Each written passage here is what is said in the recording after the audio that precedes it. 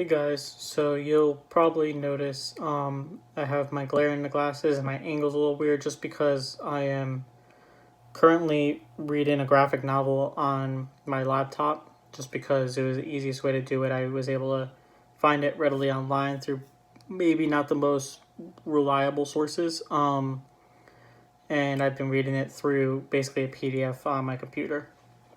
And the reason I'm bringing this up is because today's episode I'm going to talk just very briefly on graphic novels, which for those of you that might not know, it's pretty similar to, it's basically what's in between a full-on book and a comic book, wherein the graphic novel is in the same style as a comic book with the panels and little word bubbles and tiny description boxes. However, in a graphic novel, the graphic novel itself is usually much, much longer than a comic book. A comic book's, I don't know, 20 pages maybe at most. A graphic novel can be 100 pages very easily.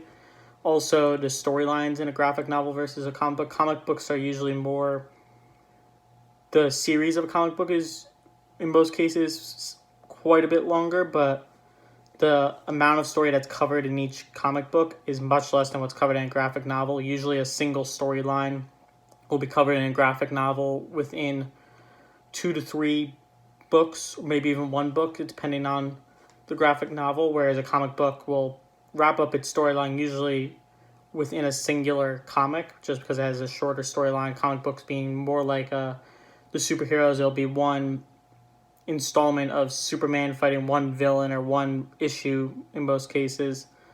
Whereas a graphic novel, the most popular one that people would know of is Moss, which was I might be pronouncing that wrong, but it was about the Holocaust and the point of view of mice and cats, which was written by, I'm drawing a blank on the name. It's a very, very popular book from the 1980s where that storyline basically was wrapped up within 4 books. 3 books? I'm pretty sure it was 4 books, just off the top of my head, but again, I could be wrong about that.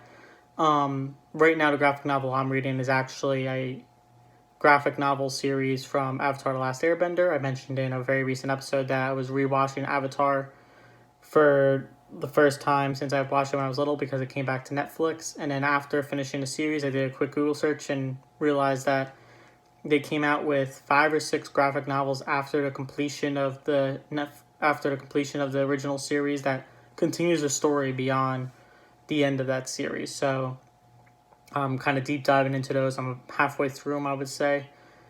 And yeah, that was what spurred this idea. So I'll wrap the video up here. As always, thank you guys for watching. I'll see you in tomorrow's episode.